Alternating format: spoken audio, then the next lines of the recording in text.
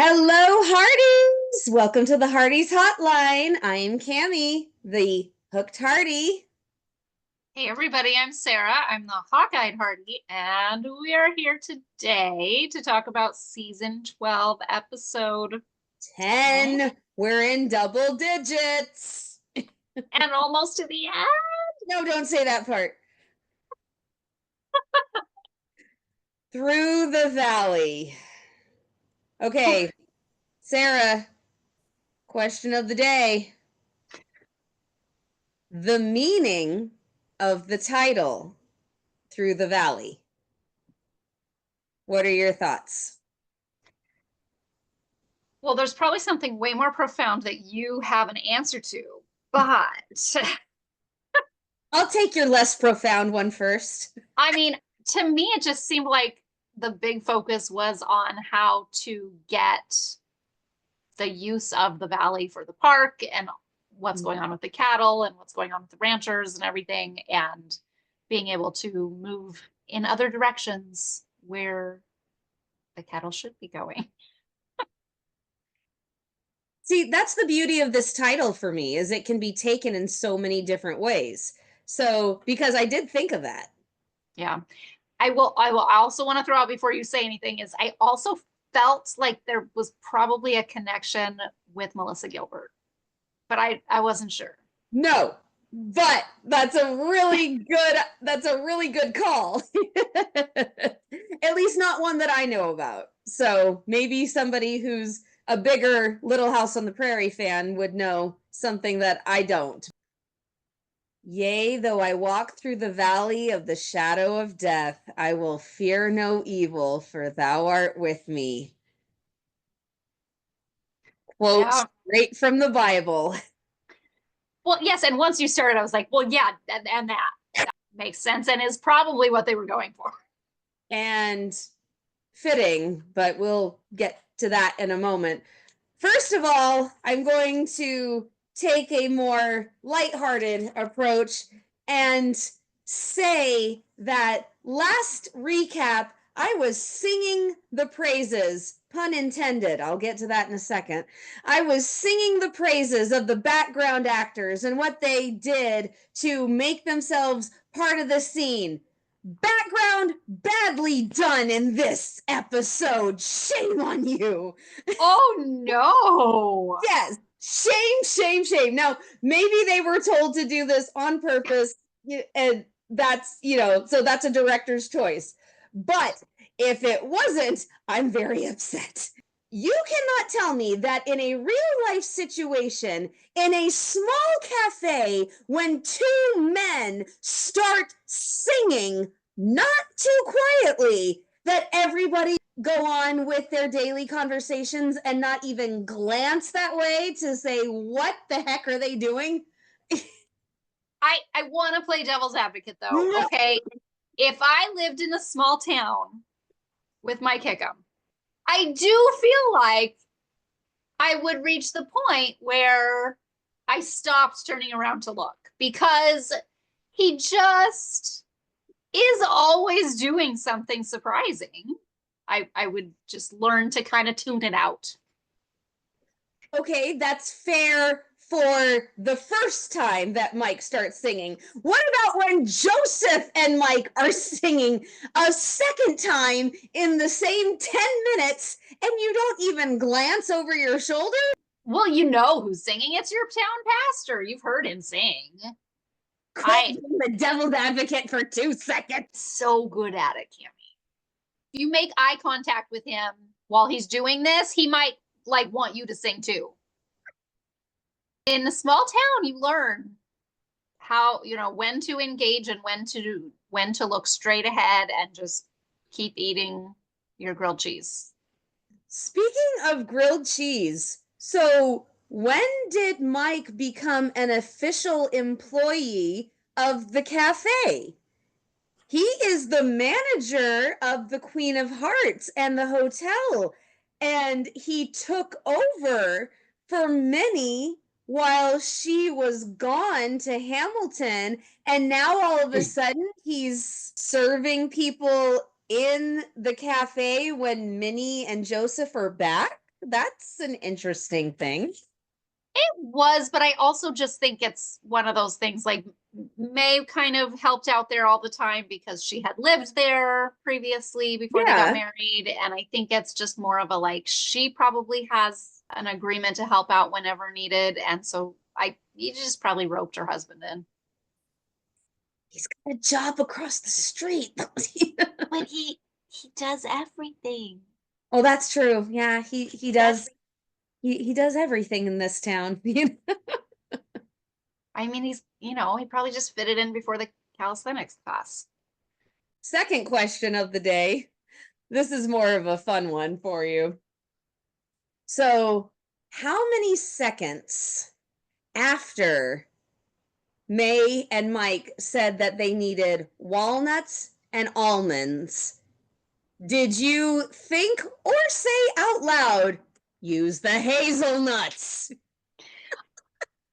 I actually didn't because I was just trying to figure out like the different recipes. And I was doing a lot of mental work in my head that didn't need to happen. I was really overanalyzing the situation. So I didn't actually get there. And then when they got there, I was like, oh, okay, yeah, that's where they were going. Got it. Yeah. Okay, ask me. How many seconds, Kimmy? 3. But you got mooncakes and butter tarts and moonspell cookies, which, by the way, Jed was very quick to say they're working. And also torts. Torts or tarts. Yes, yes. Yeah. But yes, 3 seconds. Hazelnuts. Let's just use hazelnuts. What an idea. Yeah. My favorite line in the entire episode. What does this say? Raccoons? Raisins. It was a great line and he delivered it perfectly. It was He did. Yeah, of course did, but it was just yes.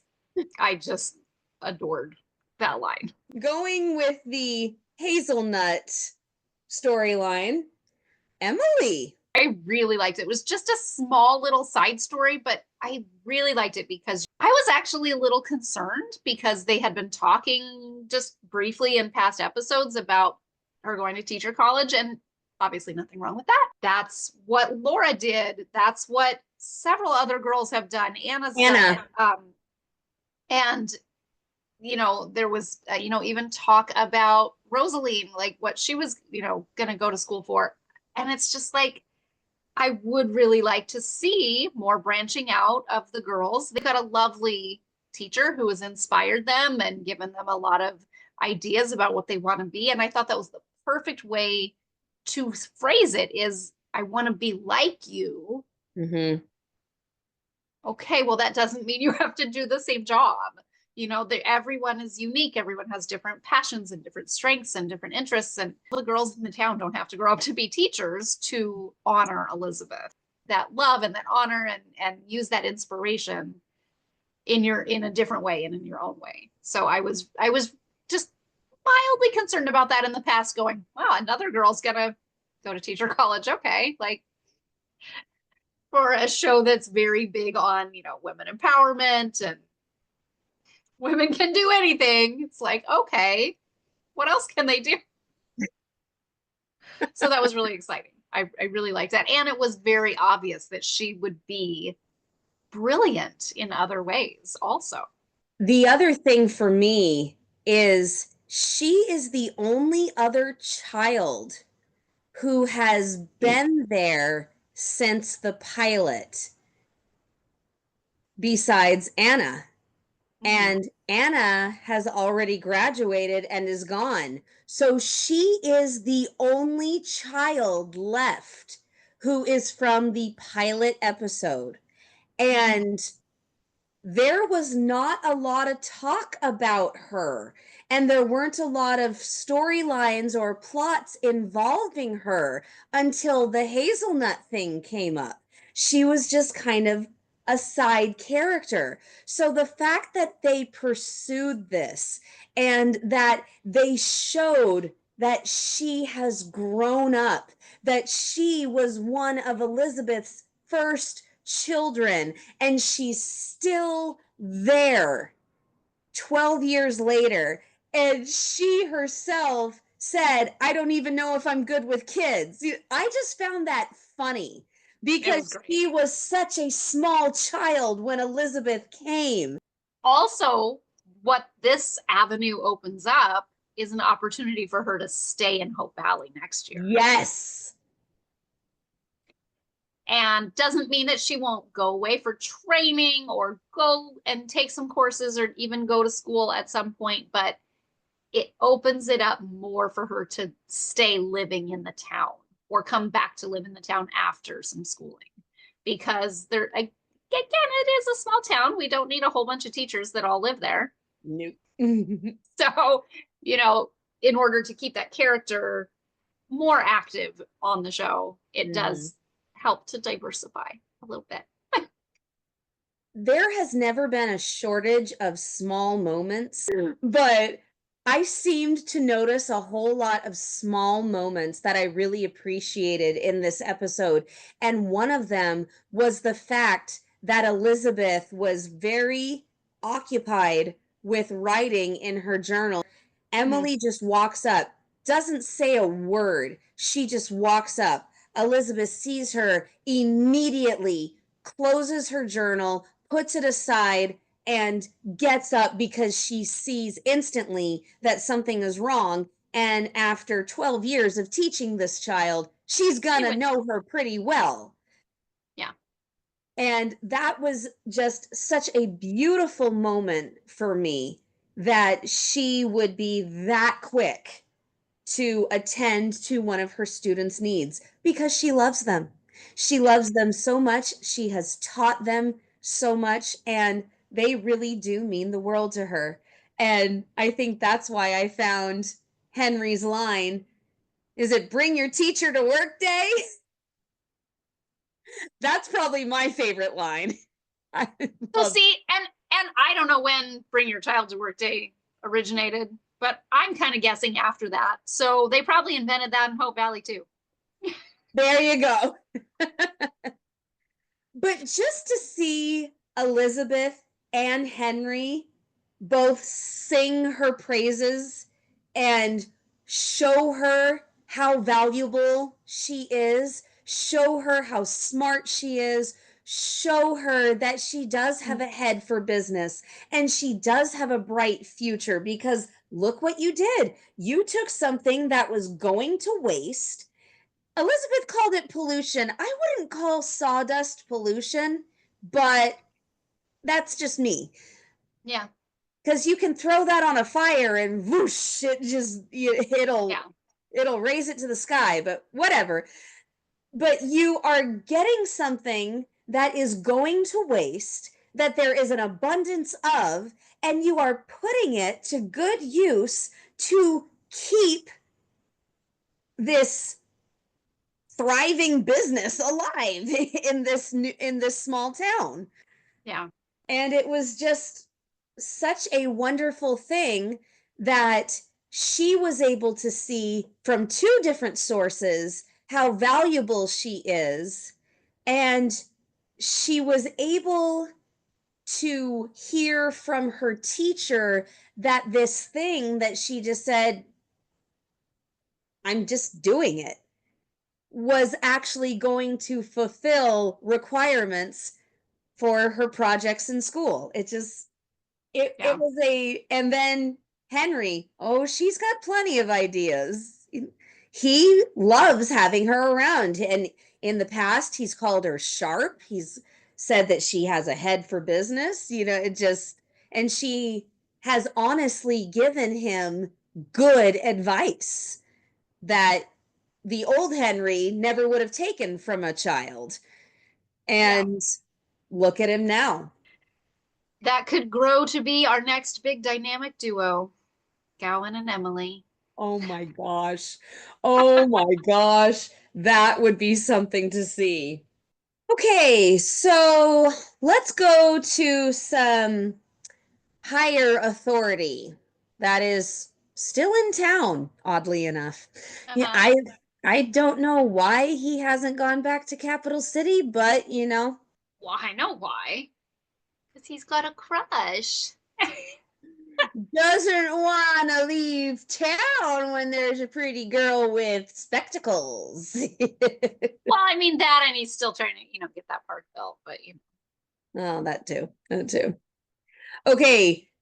Can I just say, and I haven't looked at pictures and I haven't read any okay. summarizations or anything like that. This is a wish and a hope. Okay. I really, really want there to be a scene with Lucas and little Jack. With all of these new developments, I want Lucas to make time for his little buddy to come and say, "Hey, buddy, I hear you haven't been feeling well." Yeah. I really, really want Even if that. it's a really short, yeah. I really, Nice. really want that for the next episode or two. That is something I really want to happen. Okay, so going back to going back to his grown-up problems. We have a summons. He is being sued for creating a park, which is stupid. But the Yes, but he's being sued because he used his power to veto I was everything else that was there. happening. I was getting there. But the official reasons are illegal abuse of office, profiteering, and fraud. Even Edie said it was ridiculous. Yeah, no, And it she's a is. lawyer. Yeah. Which is why she decided she doesn't work for them anymore. I am so proud of her. I mean, I really am. Her character just keeps getting better and better and better. And I am so proud of her. Yeah. I mean, initially there's kind of that thought of like, why did it take this long for her to make a stand? But if you really look at it, she's been under a lot of pressure. And at the end of the episode, when we know all the facts, it's a whole different situation because you're like, oh, okay, now hindsight, we know all the ways that McGinty was skirting the law. Whereas at the time, Edie thought he had a contract that she just, didn't, I mean, her uncle had agreed to this and she thought she was stuck. She didn't know there was another way out. She didn't know there was a legal right that she had to do something else. Whereas, at the end, we know all the little bits and pieces. But Yeah. I do feel like she is a really smart lawyer. She would have figured it out eventually, but she hadn't gotten there yet because she was under a lot of stress to take care of her uncle and see to his wishes. That was actually one of the reasons why I was super proud of her is because she thought when she quit working for McGinty that she was going to have to get him a whole lot of money, but she finally got fed up and she kind of has a crush on the guy they're suing. So she's not going to side against him. Yeah. Not anymore. No. Okay. So we've got McGinty, who is an even worse person than we thought. Did you notice his initials are AJ?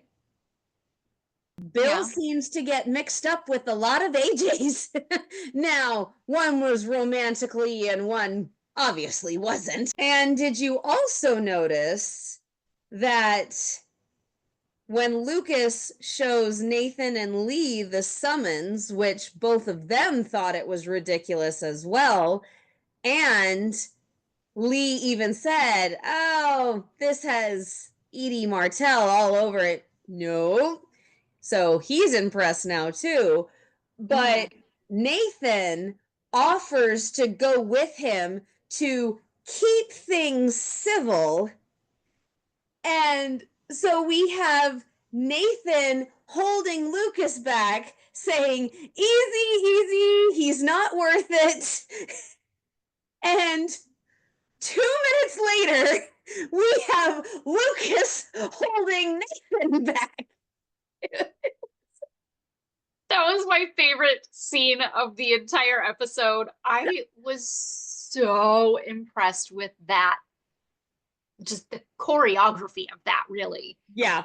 To have these guys who have been at odds, who have been through so much competition, so much struggle and angst,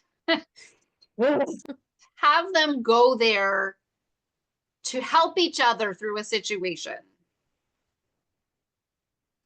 and to literally help each other out in the exact same way. And to literally hold each other back from this, this awful man that we all wanted to strangle. To me, that was the ultimate, like, bro scene. It truly showed how much they care for each other. Yep. How much they understand each other, and how much they have each other's backs in the exact same, like, level. Like, there's no one of them, like, Nathan's not just doing it because he's the Mountie. Lucas isn't just doing it because he's the governor. Yeah. It was very even-keeled and very equal playing fields. That was like true friendship. Yeah.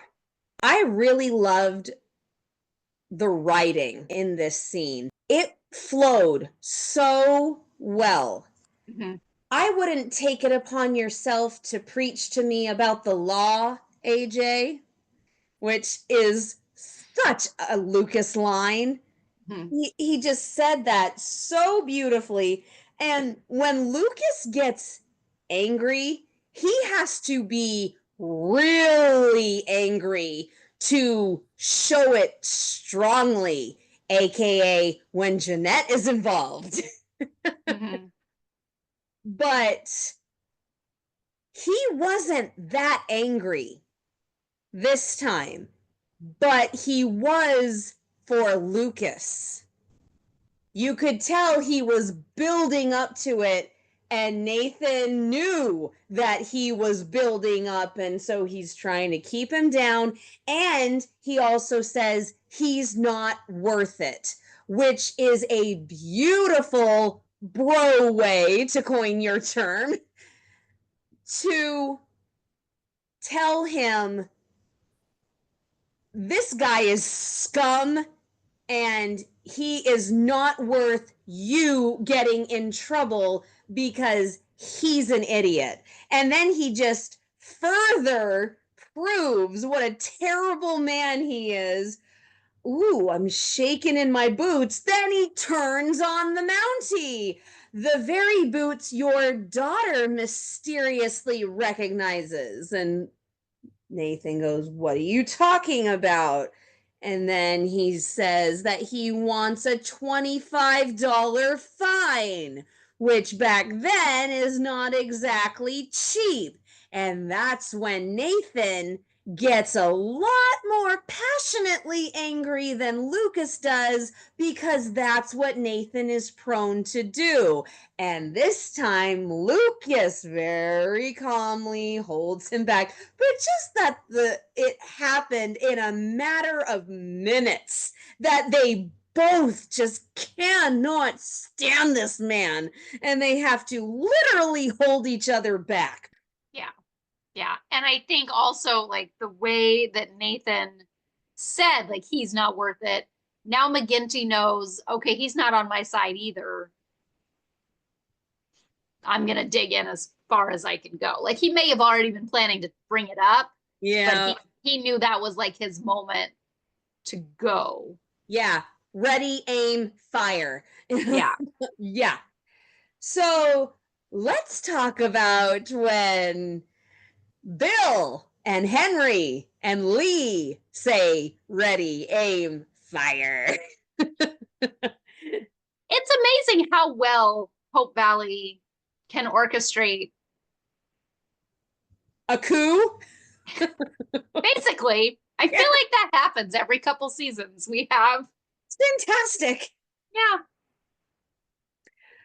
So it starts out with what I have heard called a family meeting, which is adorable. When Elizabeth brings Allie to the jail, the three of them start talking. Oliver comes in. He is also not innocent in this.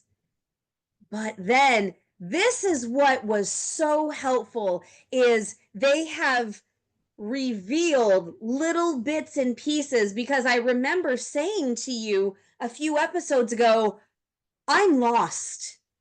I'm lost. I don't know exactly what's going on. But then they explained it, so now I kind of know what's going on. This made it even more clear. I now have a full picture of what is going on, so I kind of feel like a Hope Valley townsperson.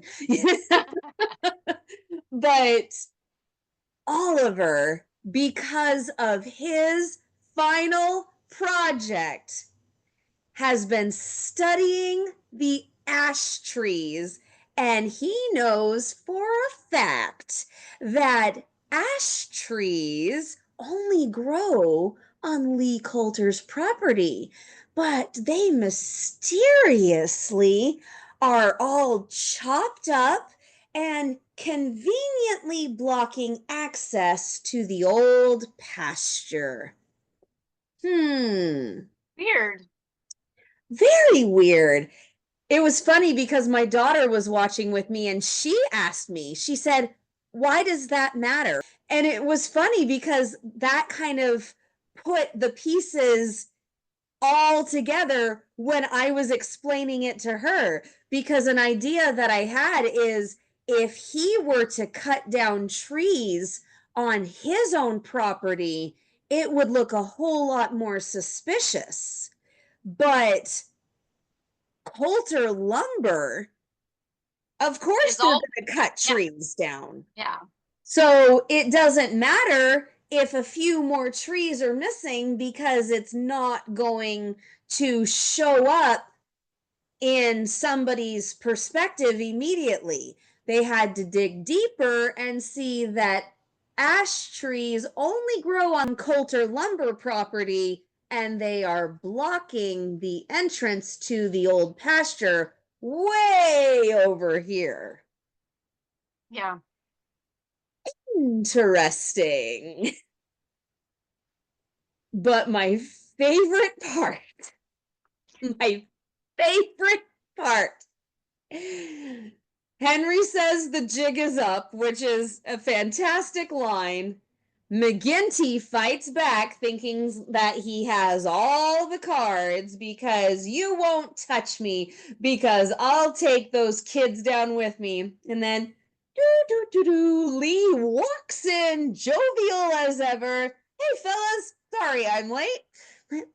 Lee, so glad you came. Did you sell the logging rights to that particular piece of land to AJ McGinty? Why, no. No, I didn't. We reactions, and yes, we were talking about them being in the background, but just he played that scene brilliantly. Brilliantly. Yes. Well, Lee has been married to an actress for many years, so he knows how to play a part when he has to. And then, but I'm sure that if the three of you can come up with a plan, I'll be fine with it. Okay. See you, fellas. Bye-bye now. Yeah. And with that, everything goes away because you bring one tiny little piece up. We're calling in the Mountie, who would be more more than happy to arrest you and toss away the key. Yeah. Oh yeah, the Mountie you just threatened. Uh-huh. And you Uh-huh. threatened his daughter. Yeah, not smart. Not smart. And his junior Mountie cadet. You're just threatening all of these important people. Not a good idea.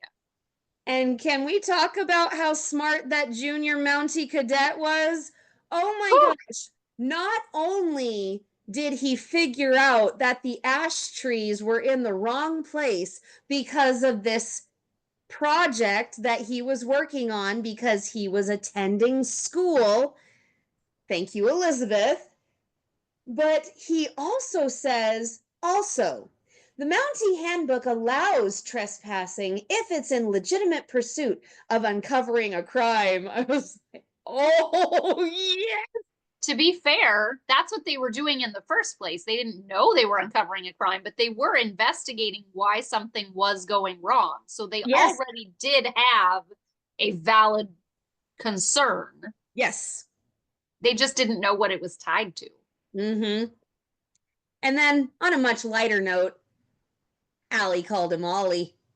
That was pretty cute. That was pretty cute. Also, on a much lighter note, when Elizabeth comes in and is trying to make some peace through all of this, I loved the part where Nathan's like, I'm with Allie on this one. this is not your fault. I'm with Allie. Yeah. Yeah. I like what you're trying to do here and help my kid, but I love you for it, but no. but no, that's not how this works. Okay, so where, dear Sarah, does Bill break the glorious news to these kids that they're off the hook? Well, I mean, every once in a while in a small town, you just have to have some gigantic seasonal whole town celebration, right? Where better to have news broken? Yeah. Well, you know, we might as well all crash somebody's private, intimate, romantic dinner. A private, intimate, romantic dinner where he gives her tickets to Niagara Falls and then let's give our honeymoon a second chance. How That cute was is Mike? so cute. Oh my gosh. Oh, they're the sweetest little couple. They are. Even if they did look a little silly doing the whole rubbing noses in the kitchen thing. Oh well. Yeah. I'll give. You told me off camera, but I would like you to tell all of our viewers here what you think is going to happen to that trip. Well, kind of sounds like they'll be getting ready to go on that trip, and we've had it on good authority that they will be the ones trying to make a trek to get some medicine for little Jack. So, my guess is they will change their plans to lend a hand. They'll already be packed, ready to go. It's the perfect solution. But, I mean, there's nothing stopping them from going after they come back with the medicine. At some point, of course, Mm-hmm. they can give it a third try. Okay, we'll see if your theory is correct. I'm on a roll this year. I'm just saying. I've had several. Yes, you have, but you have also had. I'm also not going to make it with the elopement theory. I don't think this year. So Nobody's eloping, and we're getting kind of down to the wire. So there's a myth. I still have a teeny tiny shot with episode 12. It might not be Elizabeth and Nathan. It might be leaning a little more towards Jed and Molly, but I'm just saying it could happen. It could happen. Okay. So speaking of Jed and Molly, let's go back to dinner. There's another couple.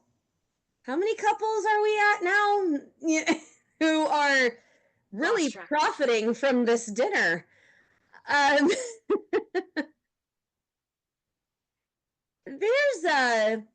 there's a little lady who came back to town this episode, but don't call her that. Don't call her a little lady. So, Inspector McGill. However, did you absolutely love that she called her Rosemary, Rosemary called her Inspector McGill, and then call me Georgie? And I could almost hear her calling her Rosie, So Yeah, no, the dynamic between characters really sets up, hopefully, for more visits from her. I hope so. I mean, obviously that'd be fabulous to have someone of that caliber on the show and with that fan base, but at the same time, just like they wrote a really fun character for her. I love that she had the history with Bill's character, so it wasn't just like a brand new person coming on the show that everybody has to get to know. There is Yep. like some history there that can lead to further discoveries down the road. If they were to continue, we can hear more about their time, um, in the academy together. I think that could be really interesting. It could be very interesting. And I don't know why I found this so funny, but the fact that Georgie called Rosemary Love, and it was just so casually thrown aside. We appreciate that, love, but this is police business protocol, Bill. It was very much throwing her aside. And then by the end of the episode, we have that everything was journalistically and thisly by the book, mostly. And then, mostly, yeah, of course, she did that little wink. And yes, Laura Ingalls did a lot of winking. So I will tell you this though. I was waiting because they made such a big deal of Georgie noticing their little girl. Like, is this your little girl? She's such a cutie. I was waiting for them to have her say, she reminds me of my little sister Carrie. That would have been funny. If you're technically allowed to do that, but they could have said, she reminds me of my sister Mary, she reminds me of my sister Laura, she reminds me of my sister Carolyn. I mean, any female name on the show will do. Yeah. No, you really could have. I don't see how that would have been pushing any copyrights. So, I was waiting for it. I was waiting for it to happen. I almost expected it. And I said, yeah. oh, they didn't do it. Oh, well. But Georgie got a little bit more out of this dinner than food. Little bit. Little bit. Yeah, I have really, really big letters right here. I don't know if you can see them, but it says Bill kissed her good. that was not a peck on the cheek that he gave her right in front of the taxi driver. Yeah, that kind of has double meaning, right? Like he kissed her good and he kissed her good. Finally.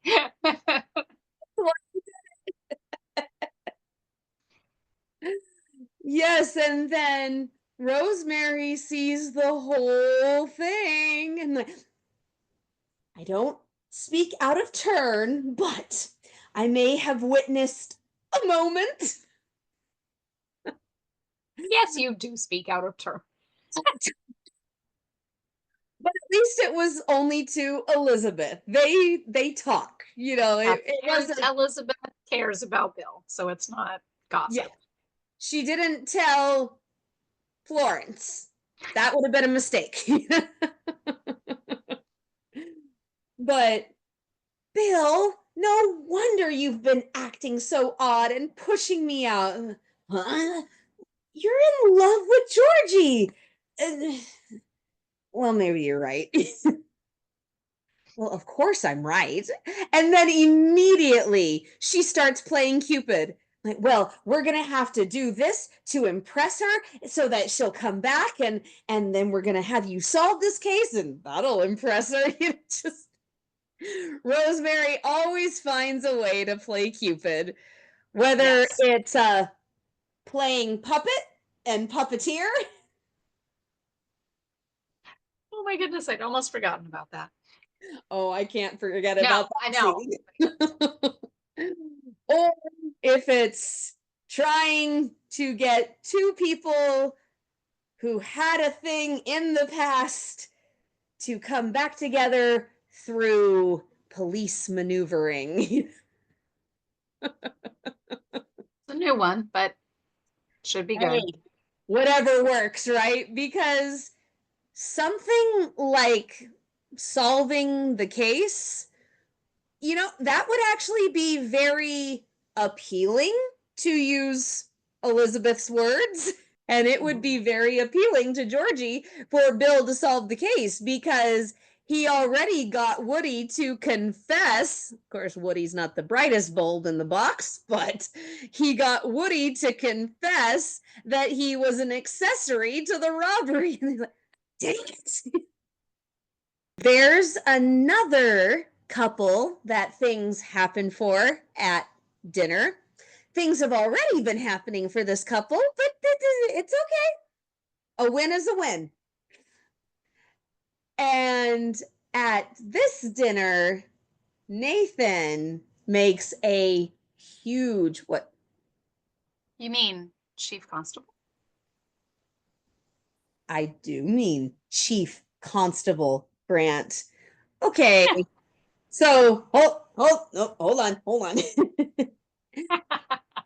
Chief Constable Grant hands little Jack, or LJ, as Cooper has started calling him. Was that the cutest thing or what? And Nathan gives little Jack the baseball glove that was his when he was a little boy. Number one, I'm surprised that he still has that, being a Mountie and moving around so much.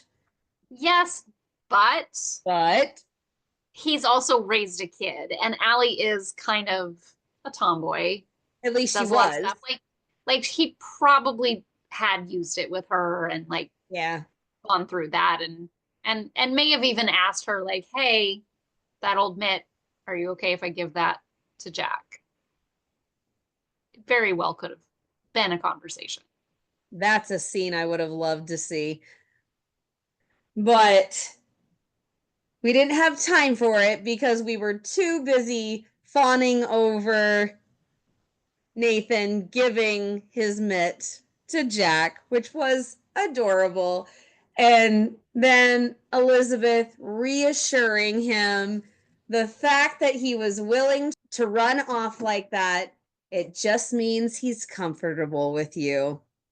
That conversation earlier with him saying that, he doesn't want to hurt anybody's feelings, that was very meaningful because it shows that he recognizes that it's like that relationship with Nathan is important To him. to him, to Nathan, and like it's like he wants to do it, but he also really wants to do this other thing with his friends. And like that is like a conversation that happens for real in every family. I think Yeah. kids go through that where they're like, their parent wants to do something, he's like, oh, I was gonna do this with my friends. Is that okay? I, I already made plans with them. I can cancel. I can still do that with you. I mean, Allie did that just the last season in Yeah. season 11. So, Yeah. So I mean, I think that was very realistic and really great to show kind of the growth that Jack has had in the past several episodes, going from you guys are boring, last year to yeah, I do want to spend time with you. I would like to do that, and I'd really like to go do this with the guys right now. Well, and think about what it is like for little Jack to be invited by the big boys to play baseball, and one of them has come up with a nickname for him. You Yeah. know, that's a big deal. That's a big deal for a 6-year-old. Yeah. And he's been spending so much time with Nathan now that it's not a Mhm. novelty. It's like this is the norm. I spend a lot of time with him. So I really want to do this cool thing that I don't get to do all the time. Like Mhm. But he still said thank you. he did, and then ran off. And then ran And off. then completely forgot about him. It's okay. But Nathan made huge leaps and bounds with both children Mhm. because he added his responsibility onto everybody else taking the blame. He just did it a little bit later. But I Yeah. thought that was so interesting. Allie took the blame. Oliver took the blame. Elizabeth took the blame. And then at the dinner, Nathan said, hey, I shared in the blame too because I didn't keep my cool. And then Elizabeth tells him that she was really proud of him for taking his part of responsibility for the incident and how things happen. And she said that taking responsibility is very appealing. Hmm. Mm. And then they walk off camera. So, And they let all the Hearties melt into a puddle. okay. And then something really serious happens with these three wonderful people. So, little Jack has been really hungry, really thirsty, falling asleep in class, and then he passes out in the woods when he ran after a fly ball. Okay, I saw somebody do a reel of this, and it's exactly what I was thinking when I was watching the episode. But the caption was, she's been through this before. And it showed back and forth shots of season 12 losing little Jack and everybody looking for Jack, and season 3 when Mountie Jack was missing and she almost lost him because of pneumonia. Okay, I have heard some people had a problem with the way that Nathan carried little Jack out of the woods. I'm not going to harp on it, but I do want to say, as an actor and as somebody who has had to look at a scene and see how effectively we can put an idea across with very little words and with Mm-hmm. very little time. Mm. So the big concern is that Highland's head was not supported, that Highland's head was reaching way, way back because Kevin was holding him under the shoulders instead of under the neck. But here's what I want everybody to think about. What is the best way to make somebody look completely helpless? What is the best way to make them wonder if they're dead? And what is the best way to show no question they're unconscious? Their limbs are hanging, including their head. And they're not going to put a little boy through a lot of pain. So there was probably 1 or 2 takes. And then from then on, Elizabeth was holding little Jack's head on the way to the infirmary.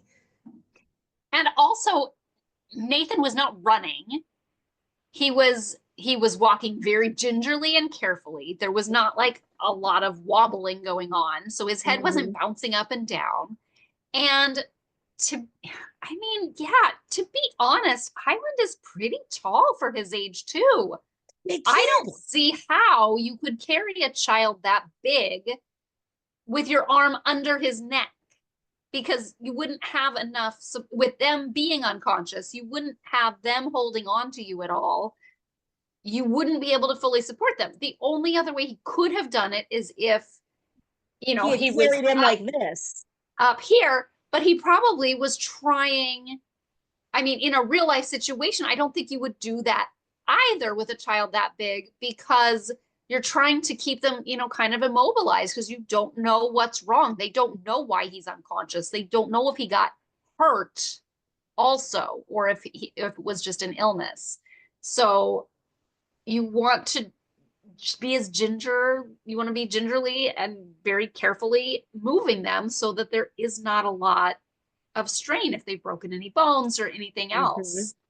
I mean, it just, to me, that is exactly how I would probably carry a child that size who was unconscious if I had to. Just being honest. Yeah. So see, you're taking it from the practical point of view, and I'm taking it from the actor's point of view. Yeah. So I just think combined, those two aspects are the most logical. Yeah, because that's the way you would carry a child, not knowing what's wrong. And then as an actor looking at a scene, that is how you're going to make somebody look as helpless as possible. And can we just give props to Highland, because he did fantastically. Yeah, a little kid like that being able to act unconscious, that's got to be the hardest thing to act, honestly, because like you want to see what's going on around you. Keeping your eyes closed and not twitching and not making any sort of movement, that's going to be hard. I had to play dead once, and I was coughing, and it was awful. It was agony. Oh, man. So, yeah, I can say, and I was 18. I was 18 or 19. So, yeah, it's hard. It's hard even as an older child. Yeah. So, good job, Highland. And I love the fact that Nathan found him and Nathan carried him out of the woods. I started crying. I started crying when I saw him carrying him, and just the look of utter devastation in his face that he has to face Elizabeth with an unconscious Jack in his arms, because he knows what this poor woman went through with this little boy's namesake. And he is also deeply in love with her and doesn't want her to feel this pain. And not to mention the strain of his care for Jack and how he's feeling, because he's now taking on the fatherly role. Oof. And he's so quick to say he's still breathing. Not quick enough for you, I know. But I just felt like it could have been a little bit sooner. Give her a little bit more reassurance when she sees her lifeless child in your arms. But it was still pretty quick. It was still pretty quick. Minor. Very minor. Speaking of fatherly role, okay, I know it's a little tiny thing, but it is so cute. The shoes. The shoes, we talked about that, but also just like everything about that whole scene with little Jack on the bed in the infirmary, everything about that scene was, we are a family, all here together. We are all working together to support Jack, to support each other, to figure out what's going on. Nathan just so seamlessly slides into that role. She's helping him here. He just naturally starts putting his shoes on, and like it was just seamless is the only word I can use to describe that, because it was so natural. It wasn't, will you help me with this? You didn't even have to ask. It just was what needed to be done, and I'm here to help, and I care. And then when Faith broke the terrible news, he was sitting right there. It was as if she was telling the parents. You know, she didn't just tell Elizabeth and then Elizabeth told Nathan. Faith broke it to the two of them, and she addressed it to the two of them. And Nathan looked devastated. Obviously, it is not his child, but he loves him, and he is probably going to become his stepson. And watching the preview of the next episode, like, what are our next steps? What do we do now? He's asking all of these questions like a father. And he is here. He is not going anywhere. And he is going to be there for Elizabeth, for little Jack, and he is stepping into that role. You know, it wouldn't surprise me if he proposed marriage in the next episode, because he feels the need to take on the role officially. So I don't see a proposal in the next no, episode, I don't see it either. but I do see the potential for an honest conversation about marriage. Yeah. Not the actual proposal, but literally talking about it, like saying, I want to be his father. I want us to get married. This is the future I see, and that's why I'm so upset. Like, some, you know, any sort of like conversation that just talks about it openly and honestly. And because I don't think that they're at a phase in the relationship where that would be scary or uncomfortable or make anybody nervous. I think that they're past all of that. And it would make sense if that was a conversation that came up in this, but I don't think that either one of them would want the proposal to happen under stress. Under these dire circumstances. No, I agree. But after he's doing well would be fine. Yeah, that would be fine. And that is something, I'll say it again, that is something that I really, really love about their relationship. They have all the flutters, all the feels of the new love, all the excitement. I loved the smile that came on Elizabeth's face when he walked into the schoolhouse. She was talking to Emily. She got very distracted. She finished the conversation, then walk away. Hi. Yeah. And then how happy she was for him, wanting to hear more about this promotion.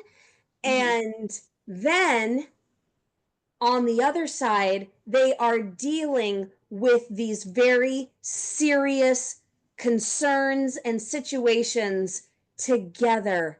They are helping each other. They are with each other 100%. They are stable and steady in each other's lives. And it's a beautiful thing to me. It really, really is. And I have a theory. Oh, here we go. Nathan gets promoted to chief constable, right?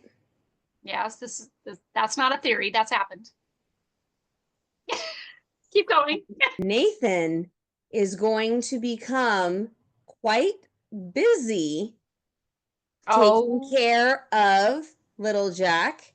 If they do get married next season, he's going to become very, very busy planning the wedding and stepping into a fatherly role for this little boy who is now going to need constant revolutionary treatment.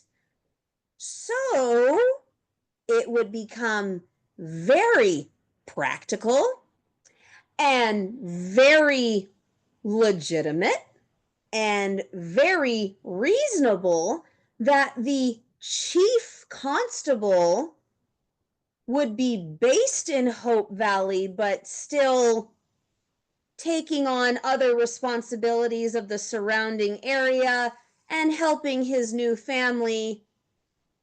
So he has a deputy there to take care of all of the local stuff that a Mountie would need to take care of in this town that is consistently growing and not exactly just a tiny town anymore.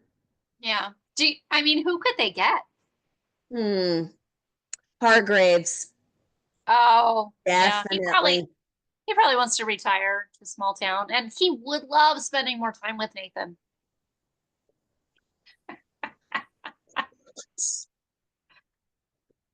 Anyway,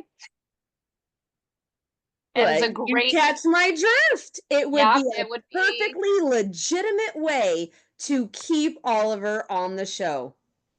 I was kind of thinking that might be the angle they were doing with the promotion, especially because I've heard the Mounties didn't actually have a chief constable ranking in real life. So It they've was the created it. researcher out of the two of us. She does all of that. So since I mean, so since they're just adding it without, if they're making a point to add something that wasn't in reality, then it Right. has a purpose. It has a very strong purpose because they're not just going to make stuff up for no reason. No. They might pull something real to just make it seem real for no reason. But if they're making it up, there's a reason. There's a reason. So that's likely an area, an angle they could be going for. I guess we'll just have to find out. Yes. One other thing just about this storyline that I wanted to point out, I really want to draw attention to Andrea Brooks. Not only is she crazy pregnant in real life while filming these really difficult scenes, and For the third time. for the third time, and they did do a remarkable job. I mean, yes, there's times when you can kind of see because but I did think they did a very good job this time. I actually felt like it was a better job this time than her last pregnancy in terms of covering it up. I felt like it was just more natural objects being placed in front of her, etc.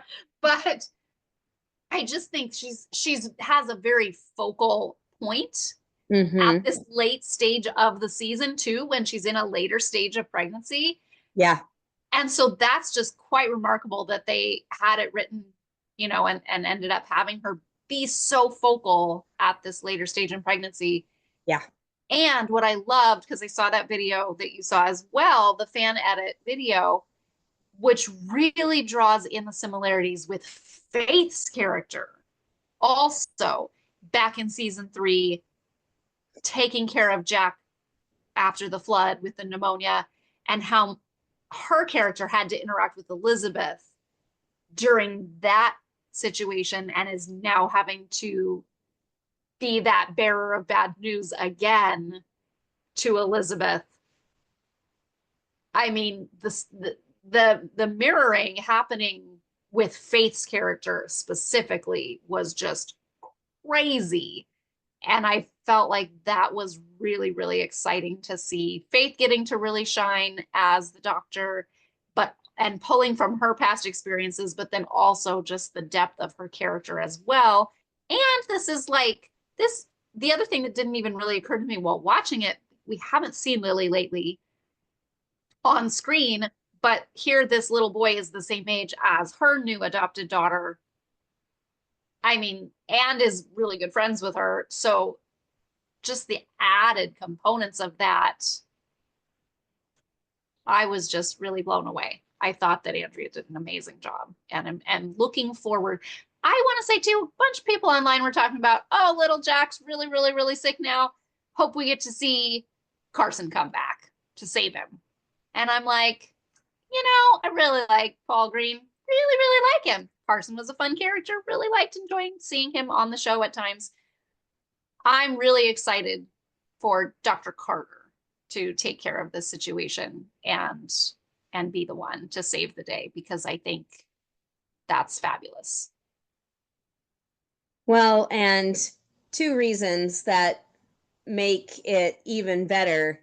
Number one, you and I wrote a fan fiction about Faith saving the day when she was still a nurse. And it did involve some people going for medication. Taking a trip. Yes, they Taking did. a trip.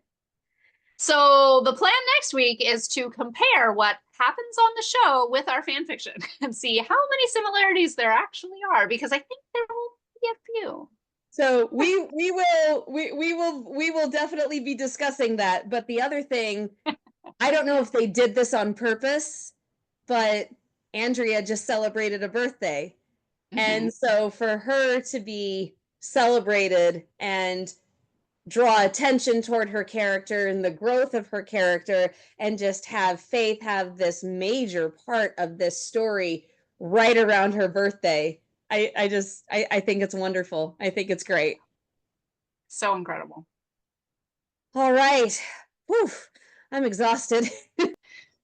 All right, everybody. Well, we hope you'll join us for the compare and contrast to the actual episode and our fan fiction. And oh yeah, we'll probably actually talk about points of the screenplay and the storyline and the plot points. Yeah, we'll do that too. Okay, yeah, if you insist. This is going to be a long episode next week. Ooh, we'll do our best to keep it to keep ourselves under wraps. So, wherever you are in your day, morning, afternoon, or evening, have a fabulous one. Remember, you are loved, you are important, you matter, and we'll see you next time. Bye. Bye, Hearties.